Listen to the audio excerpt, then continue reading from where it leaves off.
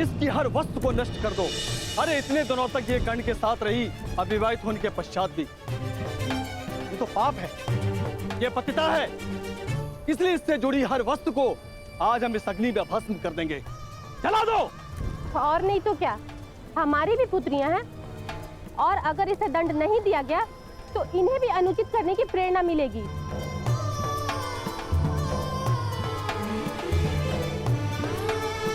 पिताश्री, आप कुछ कहते क्यों नहीं?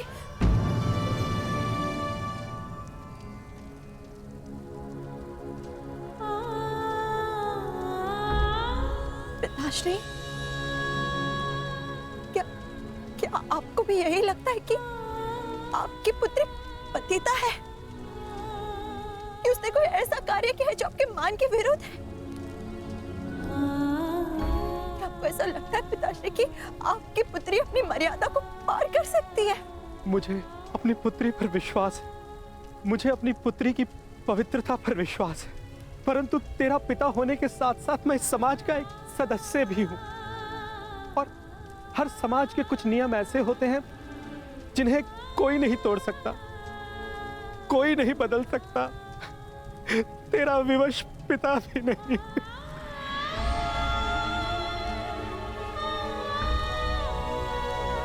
जला दो इसकी सारी वस्तुओं को और इसे इस भुगत ग्राम से बाहर निकाल दो। यहां पर इसके लिए कोई स्थान नहीं है।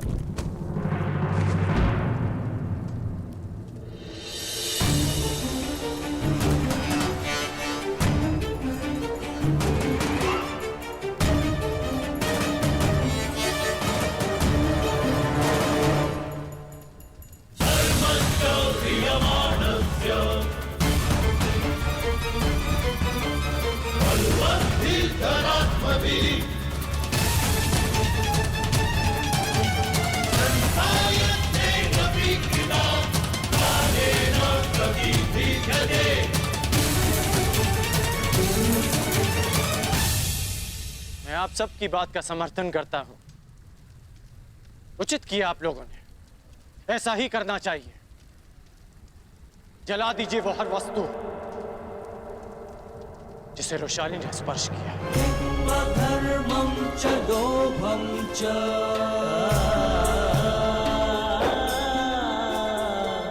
मोहं च भ्रमस्थितः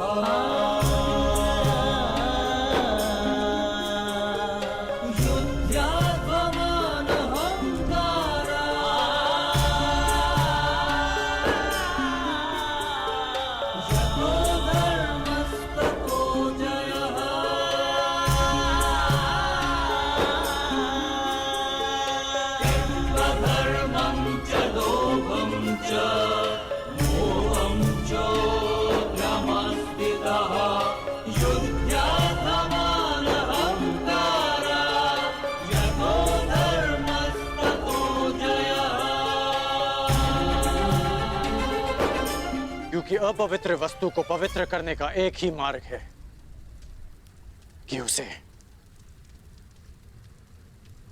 पवित्र अग्नि में समर्पित कर देना चाहिए।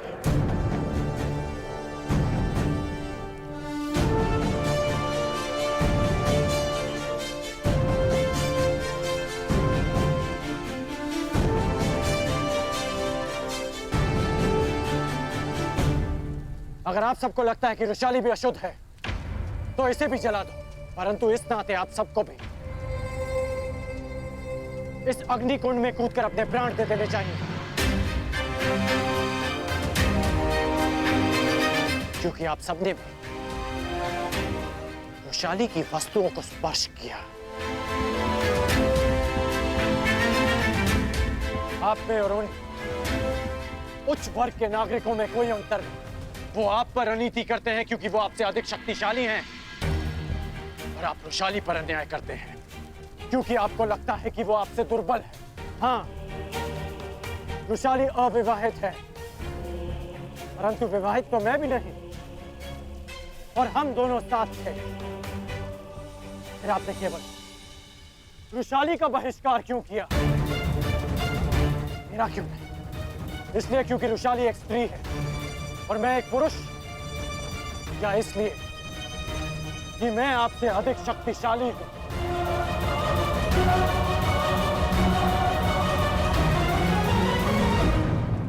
आपने कहा था कि आपकी भी पुत्रियां हैं, फिर आप ऐसे कैसे कर सकते हैं?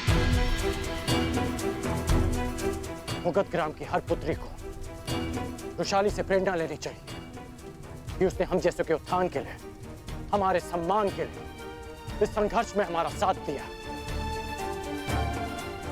वृषाली के कारण मुगत ग्राम का अपमान नहीं, सम्मान बढ़ा है।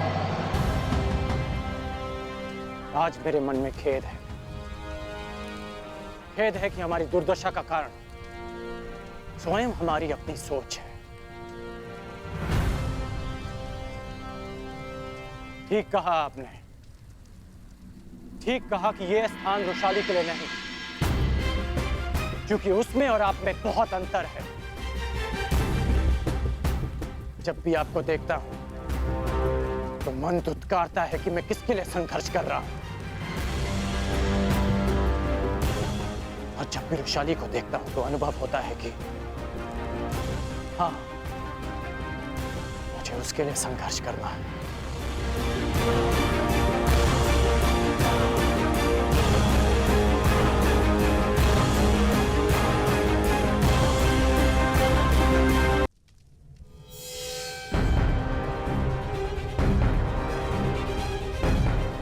आप तो वृषाली के पिता हैं ना, फिर भी आपने उनका साथ दिया। यदि यही कार्य आपका पुत्र करता तो क्या आप उसे अस्वीकार कर देते, उसकी वस्तुओं को जला देते? संसार की सबसे बड़ी शक्ति, सबसे बड़ा भाव विश्वास होता है। मैं रणभूमि में सफल हो पाया, मैं जरासंध को पराजित कर पाया, क्योंकि मेरे साथ मेरी माता का विश्वास था, वृषाली का विश्वास था। और आप उसी विश्वास को अग्नि को समर्पित करना चाहते हैं।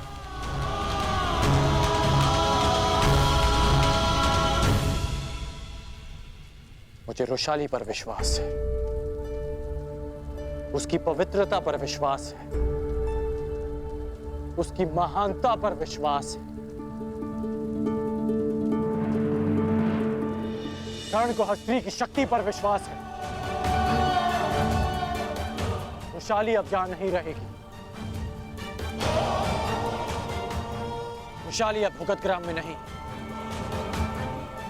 अंग देश में रहेगी।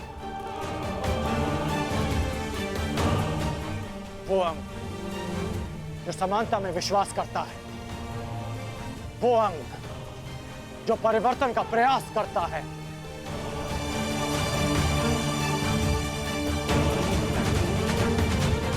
अंग तुम्हारा स्वागत करता है वृषाली।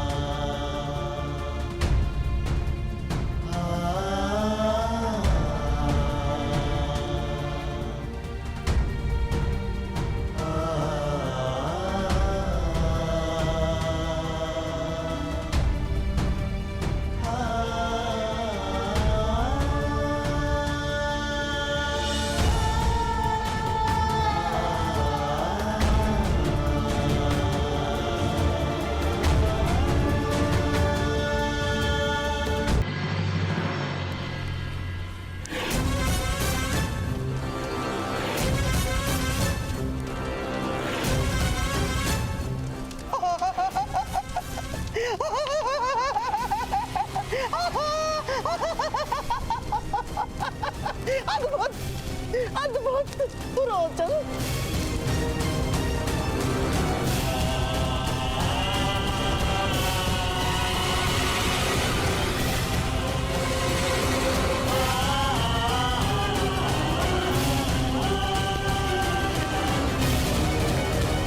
अद्भुत रोचन, अद्भुत।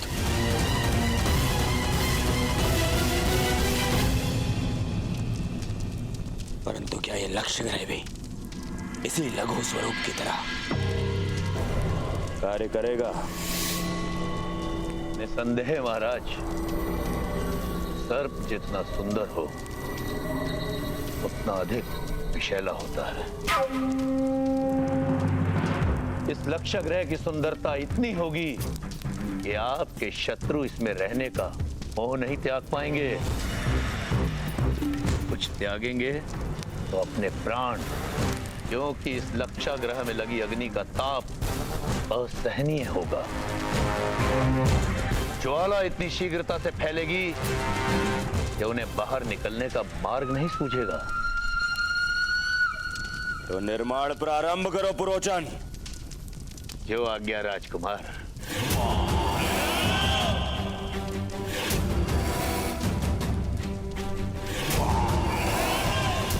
मामा, यहाँ भवन का निर्माण पूर्ण होगा। वहाँ पांडवों के निर्माण की तैयारी। सत्य वचन मेरे होने वाले सम्राट, सत्य वचन। परंतु जब तक पुरोचन भवन बनाएगा तब तक क्या तुम स्वप्नों में ही व्यंजन पकाते और चखते रहोगे? मामा, आपका तात्पर्य क्या है? तात्पर्य तात्पर्य मार्ग में कांटे सबको मिलते हैं। एक मूर्ख यात्री केवल कांटों को झाड़कर आगे बढ़ जाता है, परंतु एक बुद्धिमान यात्री कांटों के वृक्ष को ही समूल नष्ट कर देता है। समूल, ताकि कोई दूसरा कांटा जन्म ना ले। दूसरा कांटा? हाँ मेरे होने वाले सम्राट, दूसरा कांटा।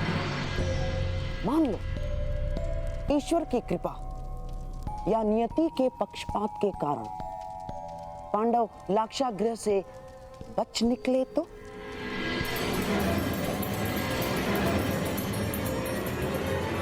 मैं क्या करूं मामा श्री? विवाह। मामा, क्या कह रहे हैं आप? विवाह?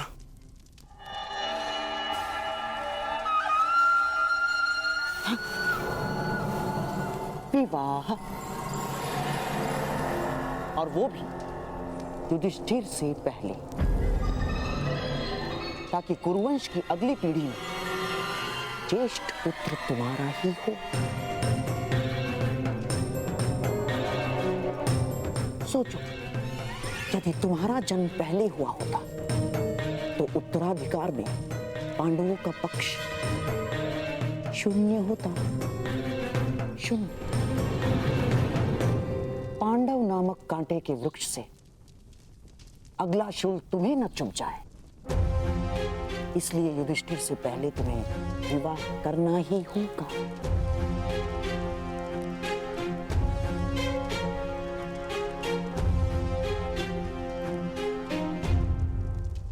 परंतु अचानक मेरे विवाह की बात।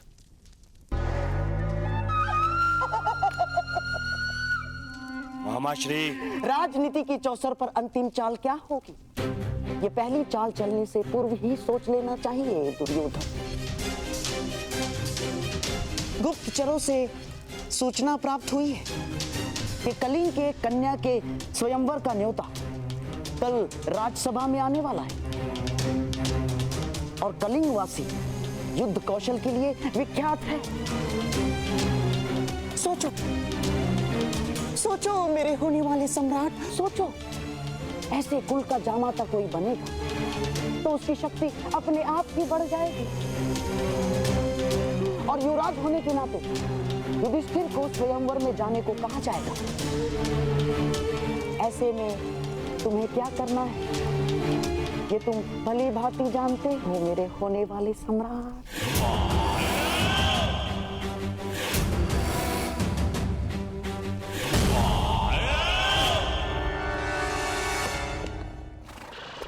तुम जानते हो ना कर्ण, तुमने क्या किया है?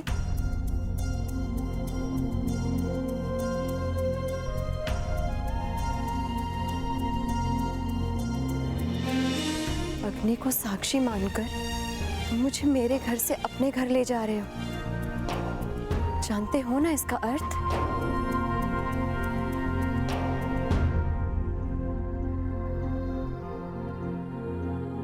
तुम सच में मुझसे विवाह करोगे?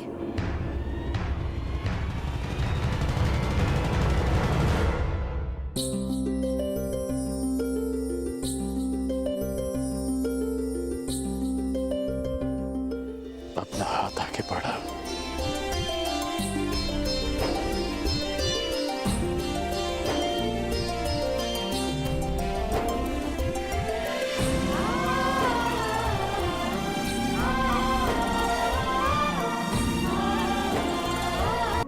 सच में मुझसे विवाह करोगे?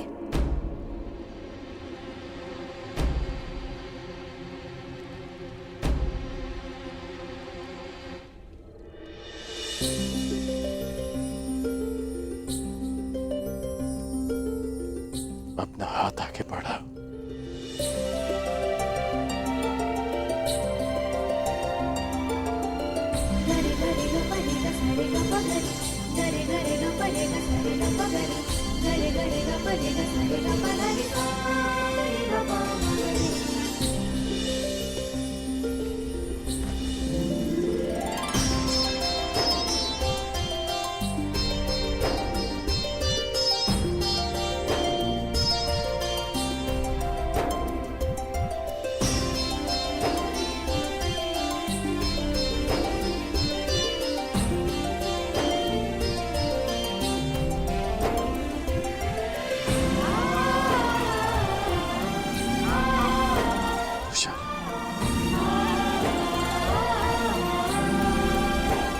मैं तुमसे विवाह करना चाहता हूं।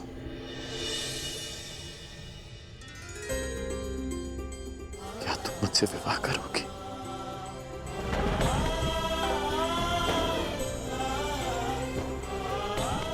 हाँ, वृषाली राधे कर्ण से विवाह करेगी।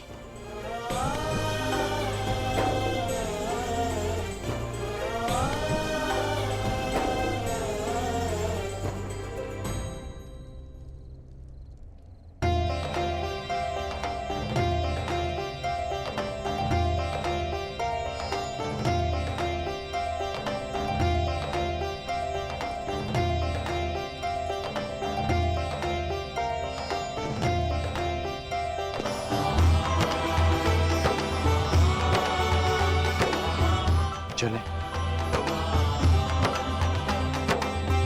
सारथी, प्रस्थान करो।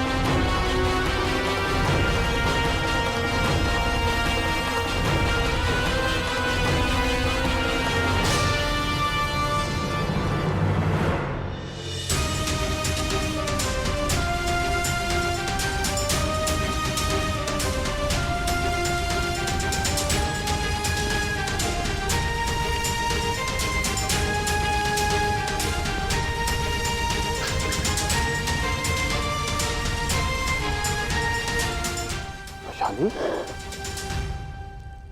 क्या हुआ? कोई बुरा स्वप्न देखा? हाँ कर्ण, बहुत ही भयानक स्वप्न था। मैंने देखा कि तुम विवाह की पोशाक में किसी स्त्री के साथ रथ पर सवार हो और मैं सारथी बनकर रथ की भाग में संभाले हूँ। ऐसे स्वप्न कैसे आ सकते हैं मुझे को? तुम स्वप्न में भी किसी और स्त्री के साथ कैसे विवाह कर सकते हो? स्वप्न तुम्हारा और आरोप मुझ पर। छेड़ो मत मुझे कर्ण। मैं बहुत भयभीत हूँ। मैंने सुना है कि स्वप्न भविष्य का संकेत होते हैं। मुझे ऐसा स्वप्न क्यों आया? कहीं यही मेरा भविष्य तो नहीं? शांत हो जाओ रोशाली, शांत हो जाओ। अच्छा बता कि तुम्हारे स्वप्न में तुमने उस स्त्री का मुख देखा?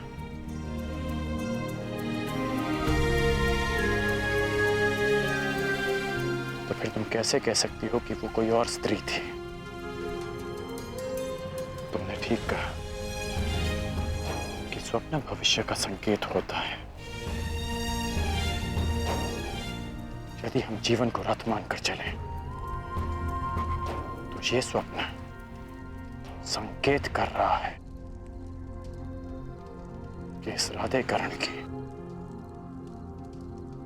जीवन संगनी भी तुम हो और सारथी भी तुम।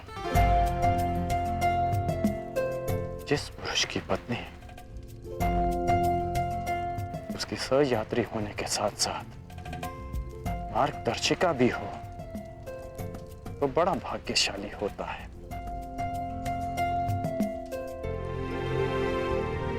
मैं बहुत भाग्यशाली हूं रोशाली।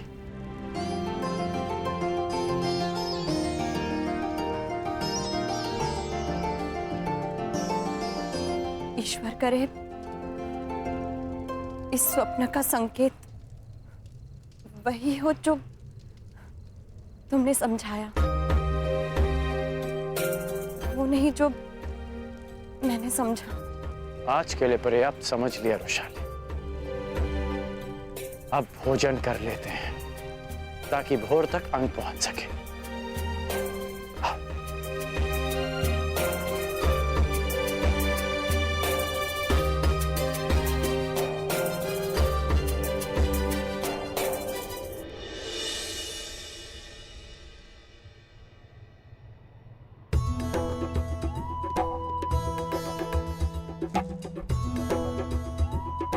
अंगराज कर्ण की, अंगराज कर्ण की,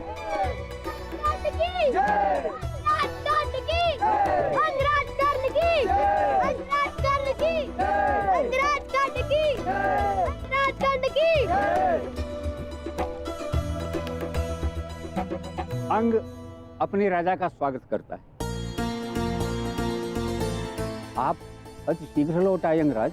हाँ, क्योंकि आप सबको शुभ सूचना देनी थी। मैंने विवाह करने का निश्चय कर लिया।